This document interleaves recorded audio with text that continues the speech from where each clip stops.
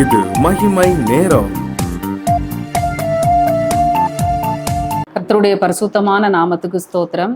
இந்த நாளின் காலை வேளையிலும் கூட ஆண்டவருடைய வார்த்தையை உங்களோடு சொல்வதிலே மகிழ்ச்சி அடைகிறேன். நாம் தியானிக்கும்படியாக தெரிந்து கொண்ட வேத வசனம் மத்தேயு 28 அதிகாரம் 20 பின்பகுதி. இதோ உலகத்தின் முடிவு பரியந்தம் சகல நாட்களிலும் நான் உங்களுடனே கூட இருக்கிறேன் என்றார்.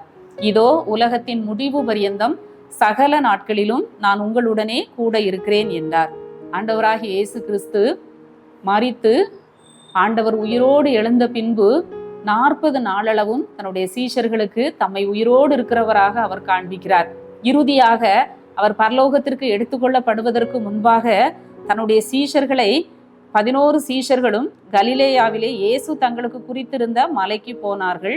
அங்கே அவர்கள் அவரை கண்டு பணிந்து கொண்டார்கள். அப்பொழுது ஆண்டவர் அவர்களை சமீபத்திலே வந்து அவர்களிடத்திலே ஆண்டவர் சொல்கிறார்.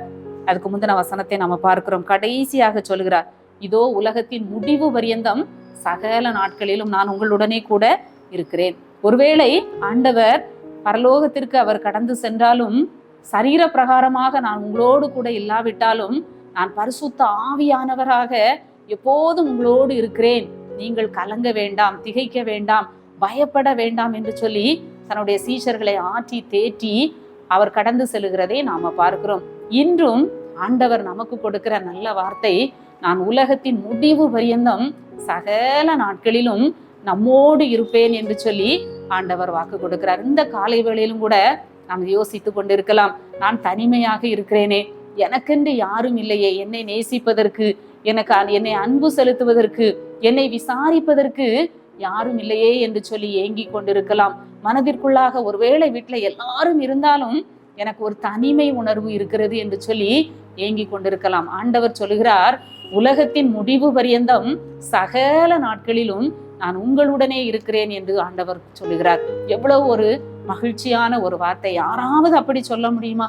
நான் கடைசி வரைக்கும் உன் கூடவே இருப்பேன் என்று யாருமே என்ன செய்ய முடியாது, சொல்ல முடியாது.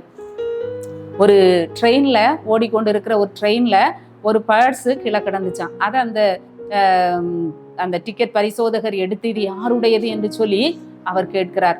அங்கே ஒரு முதியவர் என்ன செய்கிறார், இது என்னுடைய பர்ஸ் என்று சொல்லி அவர் சொல்கிறார். அதை திறந்து பார்த்த பொழுது கொஞ்சம் ரூபாய் நோட்டுகளும் ஒரு இயேசு கிறிஸ்துவினுடைய புகைப்படமும் இருந்தது. அப்போ அவர் கேட்கிறாரு, இது உங்களுக்குரியதுன்னு சொன்னா அதுல என்ன இருந்ததுன்னு சொல்லுங்கன்னு சொல்லுகிற பொழுது அவர் இயேசு கிறிஸ்துவின் ஒரு சிறிய புகைப்படம் அதுல இருக்குன்னு சொன்ன உடனே அவர் இது அவருடையது என்று சொல்லி கொடுக்கிறார். அப்போ அவர் சிரித்து கொண்டே கேட்கிறார், நீங்கள் உங்களுடைய புகைப்படத்தை அதுல வைக்காம ஏன் இயேசு கிறிஸ்துவினுடைய புகைப்படத்தை நீங்கள் அதிலே வைத்தீர்கள் என்று சொல்லி கேட்ட பொழுது அவர் பெருமூச்சு விட்டவராக அவர் சொன்னாராம், நான் சின்ன வயதுல இந்த பேட்ஸ் எனக்கு எங்க அப்பா கொடுத்தாங்க, எனக்கு எங்க அப்பாவை ரொம்ப பிடிக்கும், அதனால நான் என்ன செய்தேன், இந்த பேட்ஸ்ல என்னுடைய பெற்றோர்களுடைய புகைப்படத்தை நான் வைத்திருந்தேன்.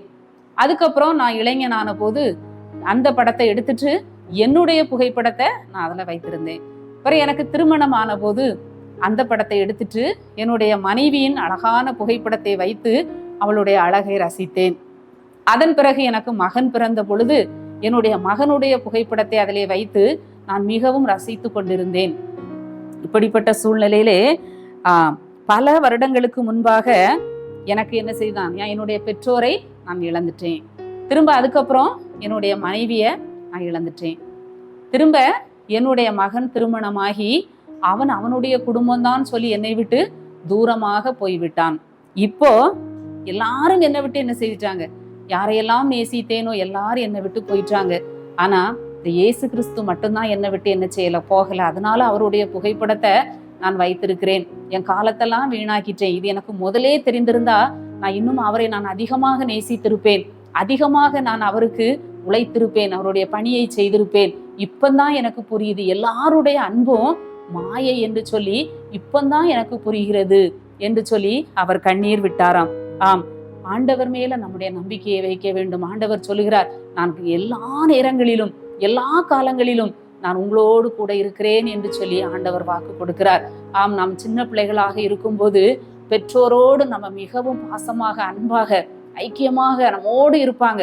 ஒரு வாலிப பருவம் வரும் பொழுது நமக்கு பிரியமானவர்கள், நமக்கு பிடித்தமானவர்களோடு, நண்பர்களோடு நம்முடைய நேரத்தை செலவழித்து அவர்களோடு நாம இருப்பதை விரும்புவோம்.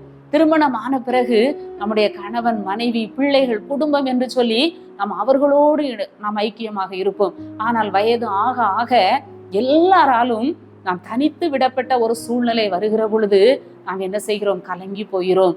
அநேகர் தங்களுடைய வாழ்க்கையிலே வெறுமையை, தனிமையை உணர்கிறதை நாம பார்க்கிறோம். ஆனால் வார்த்தை சொல்லுகிறது, ஆண்டவர் சொல்லுகிறார், நான் எல்லா காலங்களிலும் உங்களோடு கூட இருக்கிறேன் என்று ஆண்டவர் நமக்கு வாக்கு கொடுக்கிறார். தாவீது சொல்லுகிறார், நான் மரண இருளின் பள்ளத்தாக்கிலே நடந்தாலும் பொல்லாப்புக்கு பயப்படேன், தேவரீர் என்னோடு கூட இருக்கிறீர் என்று சொல்லுகிறார். ஆம், எப்படிப்பட்ட சூழ்நிலைகள் வந்தாலும், தனிமை வந்தாலும், மரண பள்ளத்தாக்குகள் வந்தாலும், பலவீனங்கள் வந்தாலும், எல்லாரும் நம்மை கைவிட்டாலும் ஆண்டவர் நம்மோடு கூட இருக்கிறார் என்கிற உணர்வு நமக்கு வேண்டும்.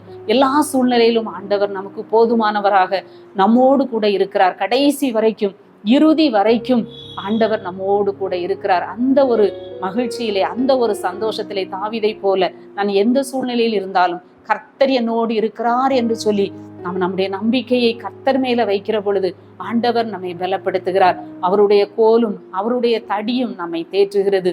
ஆண்டவருடைய பிரசன்னமும் ஆண்டவருடைய வார்த்தைகளும் நம்மை பலப்படுத்துகிறது.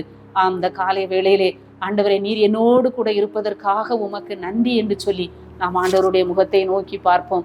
எங்களை நேசிக்கிற நல்ல ஆண்டவரே, நல்ல காலை வேளைக்காக உம்மை துதிக்கிறோம், உம்மை ஸ்தோத்தரிக்கிறோம். சீஷர்களை பார்த்து அன்று சொன்னீர், உலகத்தின் முடிவு பரியந்தம் சகல நாட்களிலும் நான் உங்களுடனே கூட இருக்கிறேன் என்று சொன்னீர். ஆண்டவரே, பரிசுத்த ஆவியானவராக நீர் எங்களோடு கூட இருந்து எங்களை பலப்படுத்துகிறீர், திடப்படுத்துகிறீர். சோர்ந்து போகும்போது பலப்படுத்துகிறீர். நாங்கள் பலவீனம் அடையும் போது நீர் பலப்படுத்துகிறீர். நாங்கள் தனிமையிலே இருக்கிற பொழுது நான் உன்னோடு கூட இருக்கிறேன் என்று சொல்லி நீர் எங்களை ஆற்றி தேற்றி உற்சாகப்படுத்துகிற தேவனாக இருக்கிறீர். ஒவ்வொருவரும் தங்கள் வாழ்க்கையிலே நம்பிக்கையை இழக்காதபடி ஆண்டவரே, உண்மையே தங்களுக்கு அடைக்கலமாக, துணையாக பற்றி கொள்ள உதவி செய்யும். இந்த நாள் முழுவதும் காத்து வழி நடத்தும். மீட்பர் இயேசு கிறிஸ்துவின் மூலம் ஜெபிக்கிறோம் நல்ல பிதாவே, ஆமேன்.